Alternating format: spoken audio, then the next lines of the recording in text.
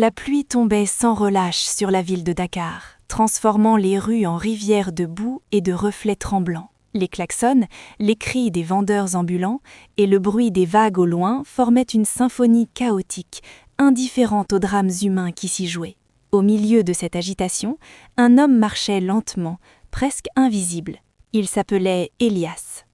Ses vêtements étaient usés, déchirés par le temps et les nuits passées dehors. Ses pieds nus foulaient l'asphalte trempé avec précaution, comme s'il connaissait chaque fissure de la ville. Son visage était couvert de poussière et de pluie, mais ses yeux étaient calmes. Trop calmes pour quelqu'un qui n'avait rien. Personne ne s'arrêtait pour lui. Personne ne le regardait. Mais Elias regardait tout.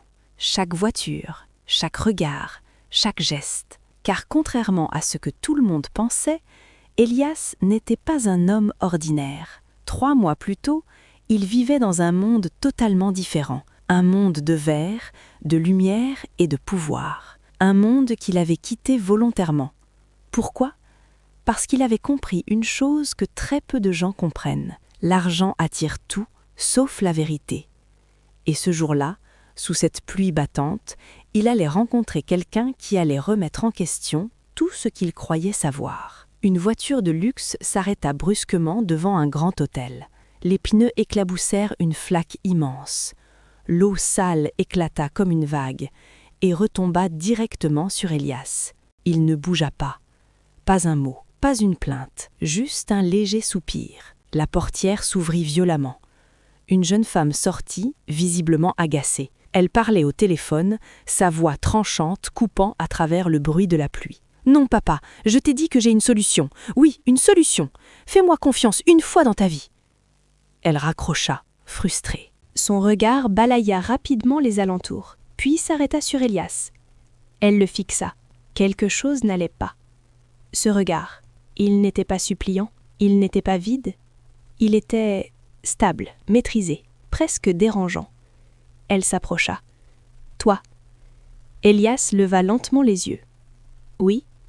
Sa voix était posée, claire, trop claire. La jeune femme fronça les sourcils. « J'ai besoin de toi. » Silence. « Qui va jouer mon fiancé ce soir ? Je te paie. » Elias ne répondit pas immédiatement. Il observa simplement. Ses vêtements impeccables, ses chaussures luxueuses, sa posture, son stress. Puis il parla. « Non. » La jeune femme resta figée. « Pardon ? Je ne suis pas à vendre. » Elle laissa échapper un rire sec. « Tout le monde est à vendre. » Elias pencha légèrement la tête. « Peut-être, mais pas moi. » Il se retourna et commença à partir. La panique traversa le visage de la jeune femme. « Attends !» Il s'arrêta, sans se retourner. « Je double le prix. » Silence. La pluie continuait de tomber. « Triple !» Toujours rien. Puis Elias parla. « Vous ne comprenez pas. » Il se tourna enfin. « L'argent ne m'intéresse pas. » La jeune femme le fixa. Cette fois, elle n'était plus arrogante. Elle était intriguée. « Alors, qu'est-ce que tu veux ?» Elias croisa les bras. « Aider quelqu'un qui en a vraiment besoin. » Elle plissa les yeux.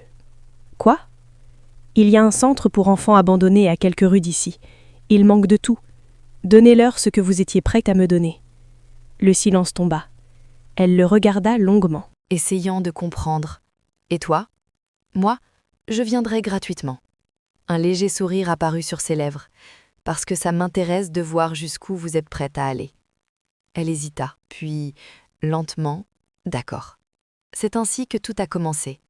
Sans qu'elle le sache, elle venait de faire le choix le plus important de sa vie, et Elias venait de trouver ce qu'il cherchait depuis des mois. Quelqu'un qui pouvait encore changer. Le lendemain matin, la ville semblait différente. Pas parce qu'elle avait changé, mais parce que Aïcha, c'était son nom, ne voyait plus les choses de la même manière. Toute la nuit, elle n'avait pas dormi. Le visage d'Elias revenait sans cesse dans son esprit. Son calme, son refus, son regard, et surtout sa condition, donner de l'argent à des inconnus, sans rien attendre en retour. Pourquoi cela la dérangeait autant ? À 8 heures du matin, elle était déjà devant le centre dont il avait parlé. Un petit bâtiment fatigué, aux murs fissurés, une pancarte à moitié cassée. Des enfants assis dehors. Certains riaient, d'autres regardaient simplement le vide. Aïcha descendit de sa voiture, hésitante. Une femme âgée s'approcha. « Vous cherchez quelqu'un ?»« Oui. Ce centre, vous en êtes responsable ?»« Oui. » Aïcha inspira profondément. « Je veux aider. » Ce qui suivit bouleversa tout. Elle visita les lieux. Pas d'eau courante stable, peu de nourriture, des matelas usés, des enfants malades. Et pourtant, il souriait, il riait, il vivait. Un petit garçon tira sur sa manche. « Tu reviens demain ?»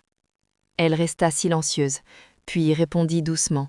« Oui. » Sans savoir pourquoi, elle savait qu'elle disait la vérité. Le soir arriva. Le fameux dîner. La pression, le regard de son père, le prétendant imposé. Et Elias, transformé. Costume parfaitement ajusté, posture droite, regard assuré.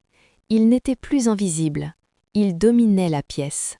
Le dîner fut tendu, questions, jugements, provocations. Mais Elias resta calme, toujours, jusqu'au moment où tout bascula. « Qui es-tu vraiment ?» demanda le père. Un silence, puis Elias répondit. « Un homme qui a déjà tout eu et qui a tout quitté. » Les regards changèrent, la tension monta, et la vérité éclata. Ancien chef d'entreprise, fortune immense, vie parfaite en apparence, mais vide, terriblement vide, trahi, utilisé, fatigué d'être aimé pour son argent. Alors il avait disparu, pour recommencer à zéro. Le silence dans la salle était lourd. Aïcha ne savait plus quoi penser. Colère, honte, confusion. « Tu m'as manipulé. » »« Non, » répondit-il calmement. « Je t'ai laissé me montrer qui tu étais. » Ces mots la frappèrent plus fort que n'importe quelle accusation. Il partit, sans se retourner. Cette nuit-là, Aïcha pleura. Mais pas pour lui, pour elle. Les jours suivants furent différents. Elle retourna au centre, encore et encore. Elle commença à aider, vraiment. Pas avec de l'argent, avec son temps, son énergie, son cœur. Elle apprit à écouter, à comprendre, à voir. Une semaine passa, puis 2, puis 1 mois. Un matin, elle le revit, Elias, assis avec les enfants, comme si rien n'avait changé. Elle s'approcha. « Je comprends maintenant. » Il leva les yeux. « Quoi donc ?»« Ce que tu cherchais. » Un silence. Puis il demanda. « Et qu'as-tu trouvé ?» Elle sourit légèrement. « Que ça ne s'achète pas. » Cette fois, il sourit vraiment. Leur relation ne commença pas comme une histoire d'amour, mais comme une reconstruction. 2 personnes apprenant à être vraies. Des mois passèrent, puis une décision, créer quelque chose ensemble. Pas une entreprise, une mission, un centre, puis 2, puis 3. Aïcha changea complètement de vie. Moins de luxe, plus de sens. Son père observa, en silence. Puis un jour, il comprit. « Tu es enfin devenu toi-même. » Elias, lui, avait trouvé ce qu'il cherchait. Pas la perfection, mais la vérité. 1 an plus tard, ils n'étaient plus les mêmes, mais ils étaient enfin eux-mêmes. La richesse attire les regards, mais seule la sincérité touche les cœurs. On peut tout posséder et n'avoir rien, ou ne rien avoir et trouver l'essentiel. Parce qu'au final, ce n'est pas ce que tu possèdes qui définit ta vie. C'est ce que tu es prêt à donner. Et parfois, il faut tout perdre pour enfin se trouver. Si vous avez aimé l'histoire, n'oubliez pas de vous abonner, de laisser un pouce bleu et de mettre en commentaire depuis quel pays vous nous suivez. Merci.